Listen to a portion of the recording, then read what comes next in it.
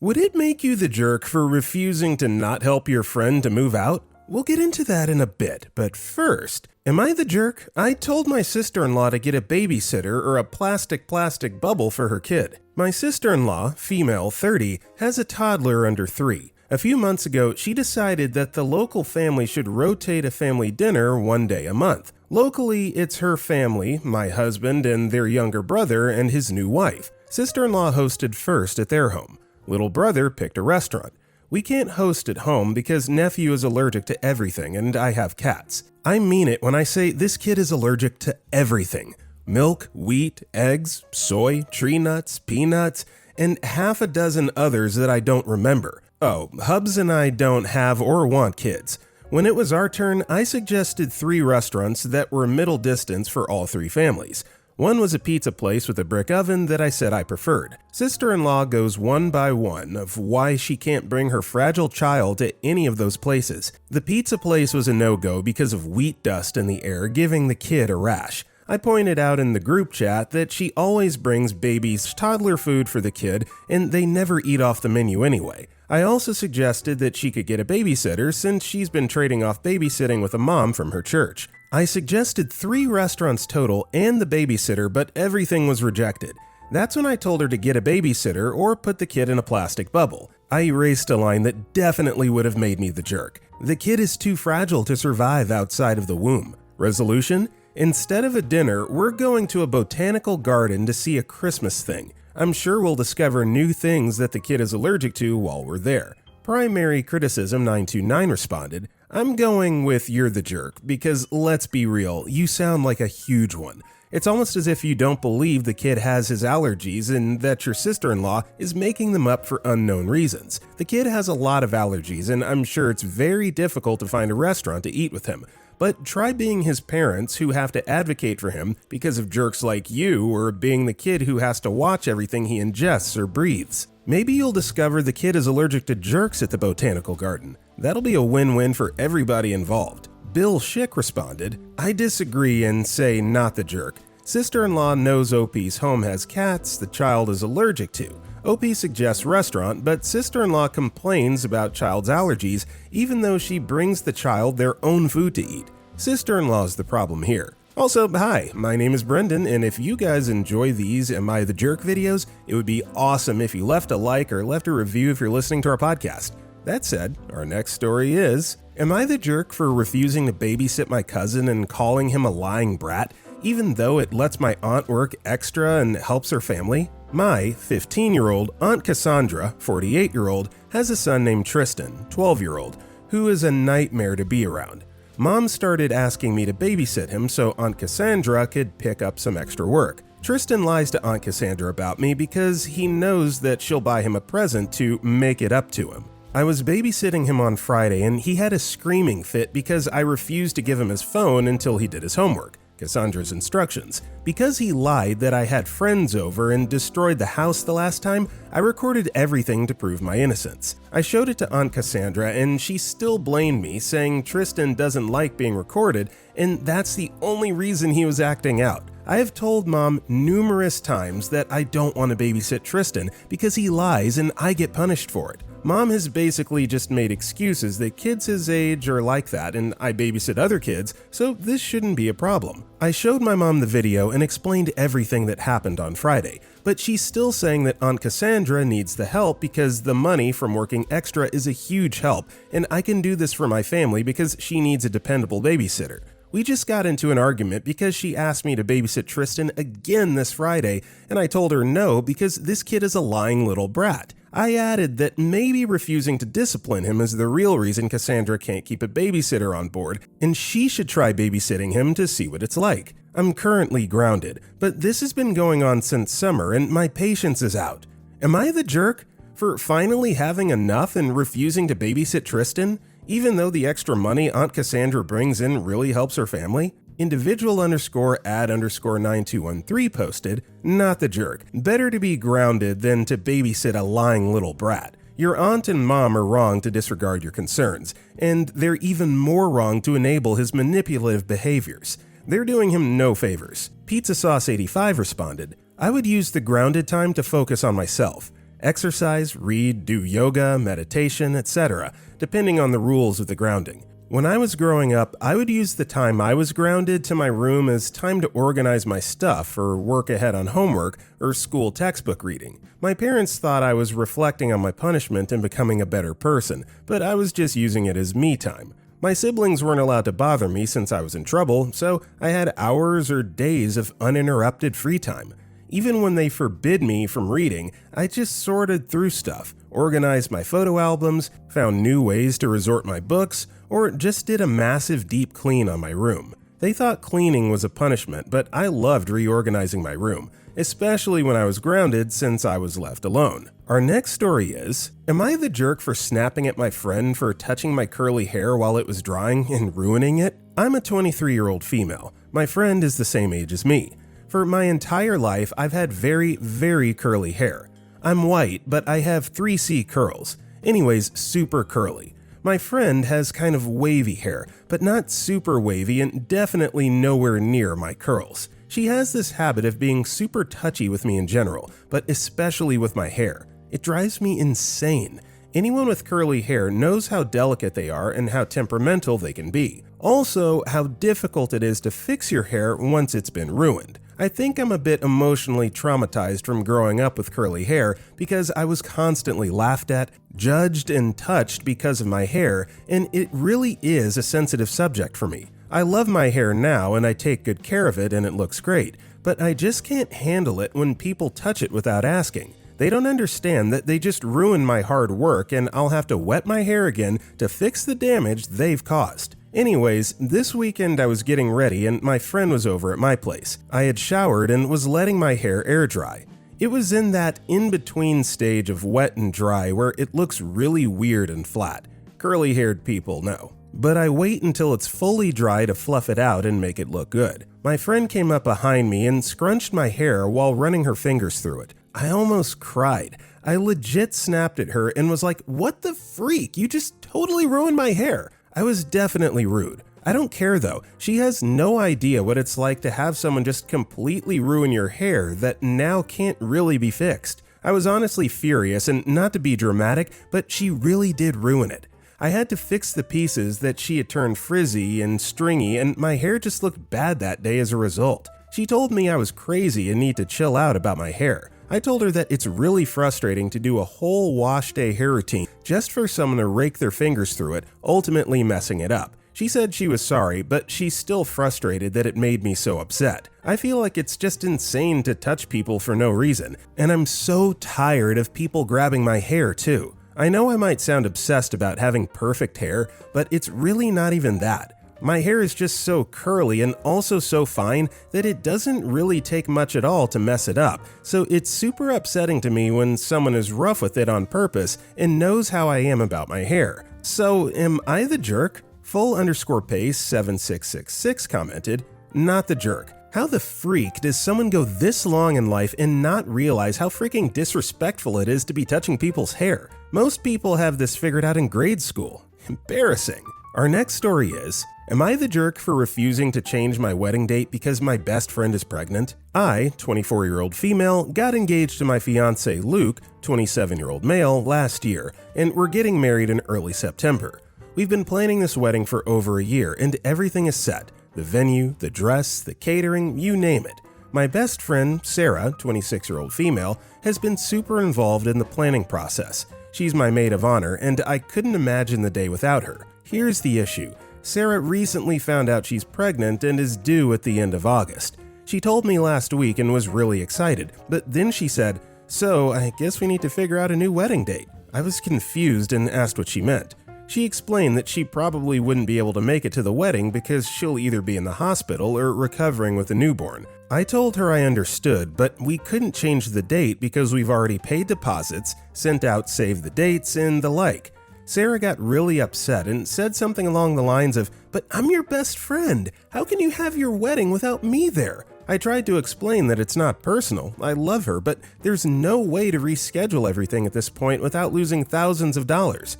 Sarah got even more upset, accusing me of prioritizing money over our friendship.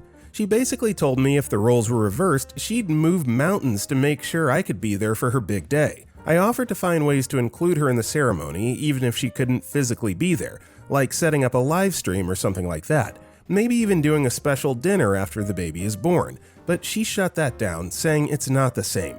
She thinks it's selfish of me not to consider that this is a once-in-a-lifetime moment for her too, becoming a mom for the first time and being part of her best friend's wedding. To make things more awkward, she's been rallying some of our mutual friends who now think I'm the villain for not budging. They've said things like, "It's just a wedding, but a baby is forever," or "This is a sign you care more about the event than the people in your life." One even suggested I have a smaller, symbolic ceremony later in the year so Sarah could attend, which feels ridiculous considering how much we've already invested. Meanwhile, my mom and fiancé are firmly on my side. My mom even said it's entitled of Sarah to expect me to rearrange everything for her, especially since she didn't consult me before planning to have a baby.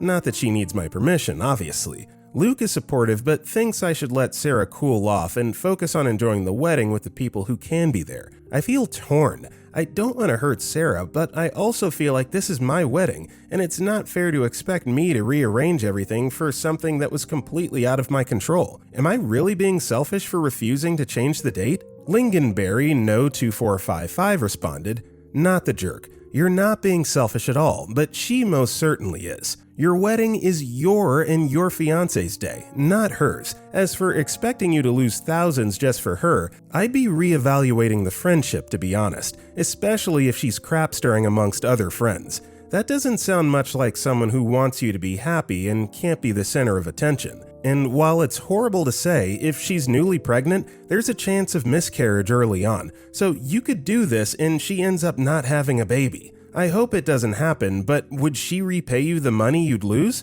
If the answer is no, then you can see how much she prioritizes her money over the friendship." Our next story is, "Am I the jerk for bringing my daughter to my own child-free wedding?" So my husband, male 29, and I, female 27, just recently got married. We spend almost a year planning the perfect wedding, taking the right precautions, etc. One of our first rules that we decided was that it was a no-kid wedding.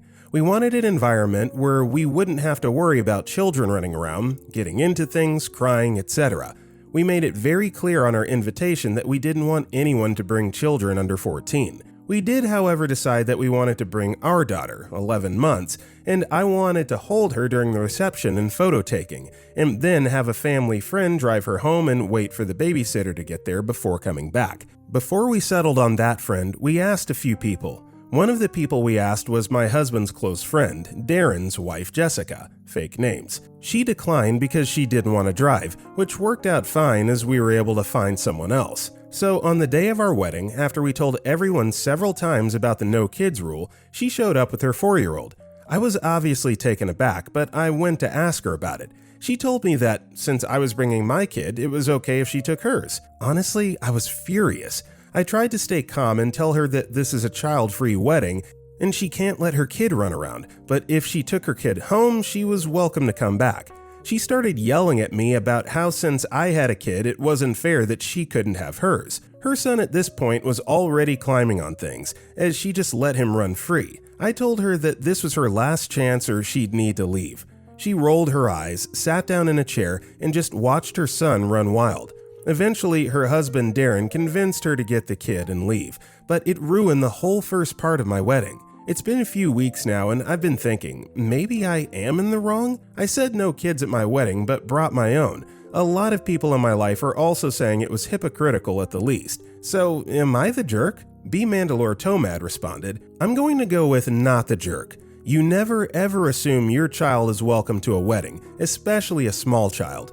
Even if you know the happy couple is bringing a child of their own, it doesn't mean you can bring yours. Not to mention that your kid is 11 and hers is 4. Most 11-year-olds I know can be trusted to behave themselves for a while, whereas I know a lot of 4-year-olds that don't know what behave yourself means. That she doubled down and watched her kid run wild is a huge screw you. Appalling." Our next story is, "Am I the jerk for not taking responsibility for my husband's daughter?" For context, I'm 31, my husband is 34, and his daughter is 11.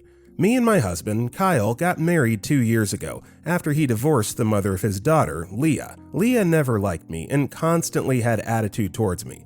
I still treated her kindly, cooked, and even cleaned after her, understanding that the divorce hurt her. Kyle works from 8 a.m. to 6 p.m., so I was the one who received a call from Leah's school at 1 p.m. The staff told me over the phone that she had gotten in a fight with a 13-year-old girl. Knowing I had to deal with it, I drove over to her school.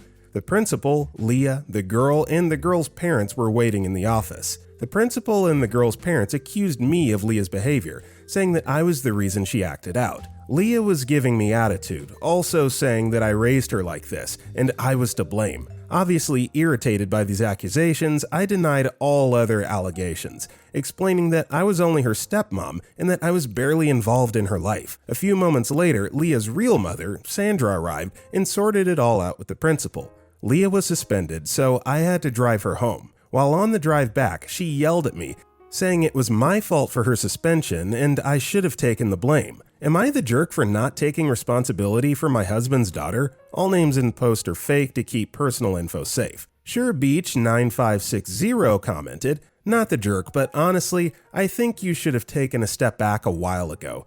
You should never have been called to this meeting, and having been called, you shouldn't have gone. It should have been only mom, or, if necessary, dad should have gotten out of work early. I'm going to be blunt. At this point, your de facto relationship with this girl is an overglorified, unpaid babysitter, so dad can have her during his parenting time without either cutting down work hours or paying for childcare. This isn't the case with all step-parents, and maybe it will change for you and her. But while I would certainly be nice to the girl and occasionally make attempts at bonding, I'd walk back from any responsibility if I were you." Our next story is, am I the jerk for refusing to give my coworker my only early shift day? For context, I work 4 closing shifts and 1 early day, while my coworker works 4 early days and 1 late shift.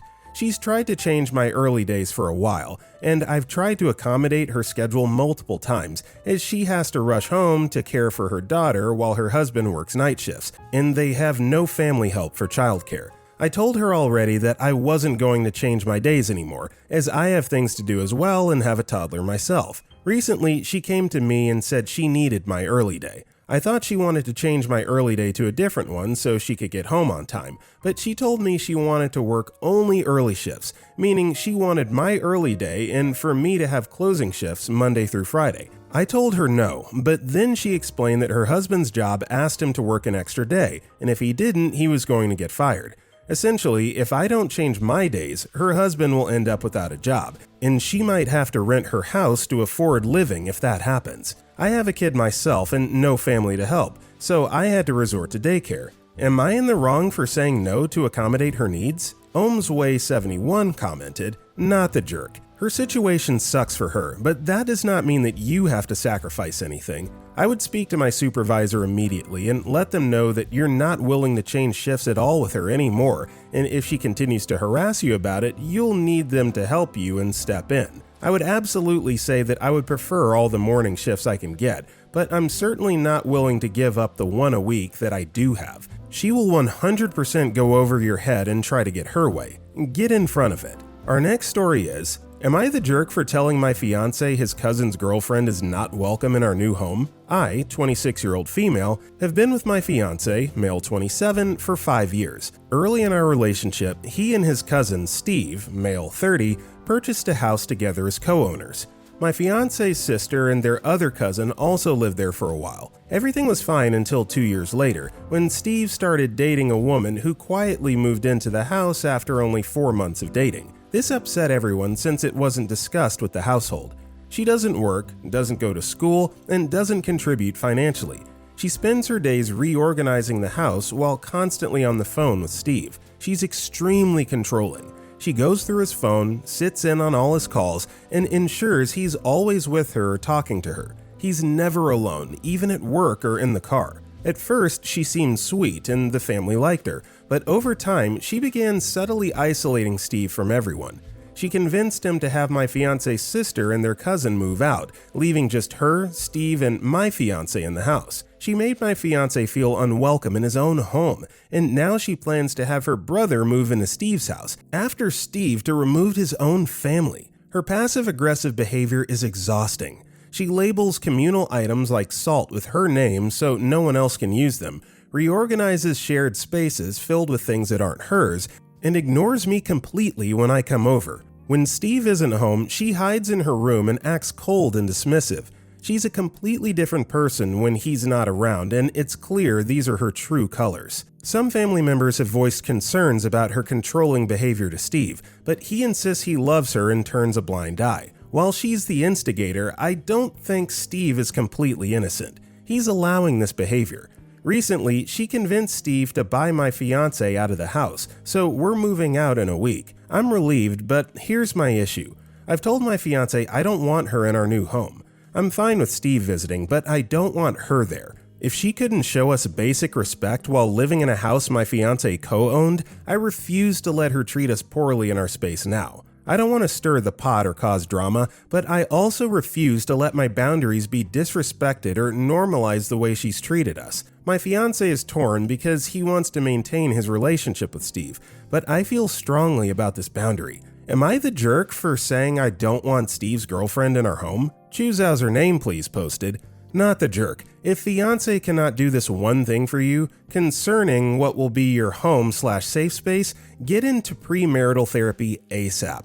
Why is his cousin and the girlfriend a priority over the person he wants to spend the rest of his life with? If it's the old BS family excuse, you got big problems in your future. Figure it out before you're in any deeper. Our next story is, am I the jerk for refusing to buy a black coat for a funeral when my dark gray one is the one I always wear for these occasions? My granddad passed away a few weeks ago, and this funeral is coming up within the next week. I had planned on wearing my standard funeral outfit, black pant, white shirt, etc. However, I had a phone call with my dad and he was asking what I was planning on wearing, so I told him and he said, "Are you planning on wearing that gray coat?" I said, "Yeah, I plan to," and his reaction was, "Well, everyone is wearing black, so you're gonna look stupid with that on. You need to go out and buy a black one." I told him no, I won't be going out spending on a coat so close to Christmas, and also I'm still a week away from being paid, so I'm not exactly flush with cash right now. In the end, I said, "Okay, I'll just be without a coat for the day."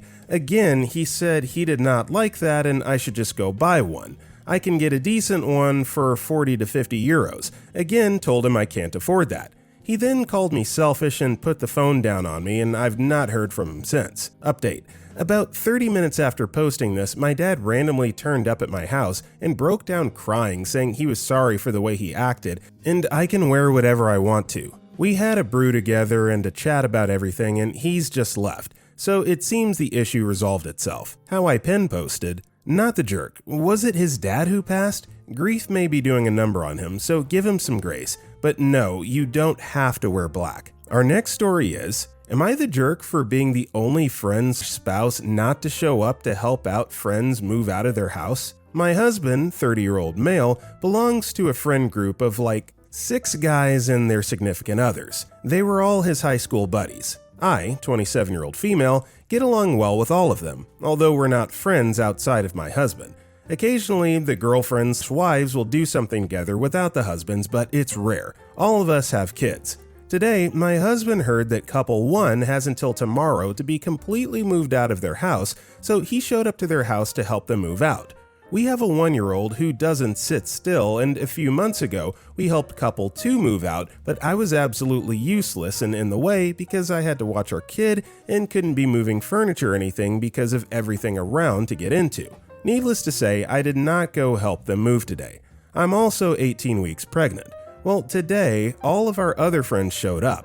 All of them, which is great, and I'm glad they had the help, until couple 3's wife sent me a snarky text about how everyone showed up except for me, and it says a lot. I told her I'm not very helpful when watching our kid, and she replied that they all had kids there, and it wasn't an issue for anyone else, but good excuse. Everyone else's kids are years older except for one who's only a month old, so all he does is sleep. I feel like I'm being judged unfairly, and couple 1's husband just tweeted about knowing who your friends are because of who shows up for you in your time of need. I tried to defend myself further to couple 3's wife because also pregnant, but I'm not lifting stuff. But she had the excuse that couple 4's girlfriend was there and is also pregnant.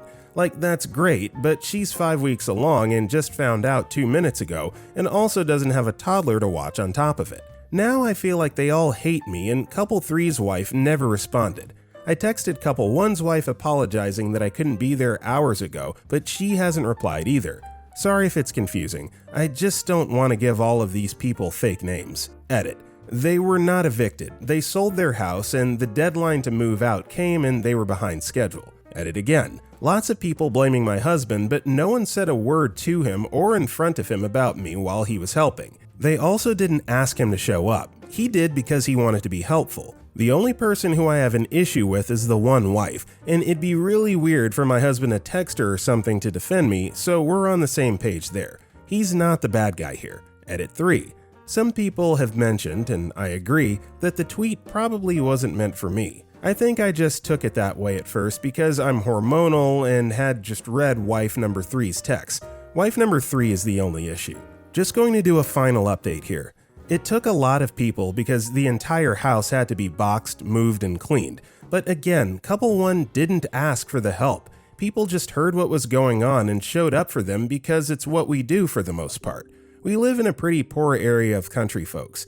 No one I know has ever paid for movers in my entire life, but no one expects 11 people to show up. This was definitely a huge turnout. Couple 1 wife and I talked. I told her what was said by wife 3 and she said no one talked about me at all in their house and no one was upset at me at all. She would never have expected me to be there. She hadn't heard anything outside of what I told her from wife 3's texts, which she reiterated were uncalled for. Apparently, wife 3 had a miscarriage on the day I announced my pregnancy, so wife 1 thinks she may just have some resentment towards me. Most of the friend group had heard about miscarriage and showed up to do nice things or leave flowers for wife 3, but no one told us, I guess because they knew we were expecting, so we didn't know. Either way, we're just going to leave it. My husband is still not the bad guy. He's not friends with wife 3, doesn't even have her phone number, and he's not going to text her husband to complain about her.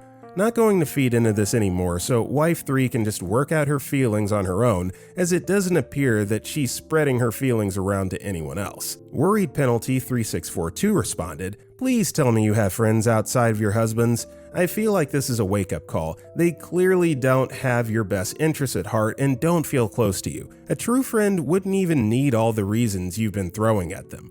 I get feeling disappointed because you thought your relationship was closer than it actually is. Think work friends. But I'd keep my distance without being disrespectful. Not the jerk." A Dystopian Dream responded, "I don't consider these people my friends. They've always just been my husband's friends and we're all polite when we get together. They've honestly had a ton of drama this year that we haven't been a part of, but I know they're all important to my husband." With that being said, that's all the time we have for today. If you enjoyed today's video, drop a like and comment below, and if you want to check out our other videos, click the video on the right. With that being said, I'll see you all next time.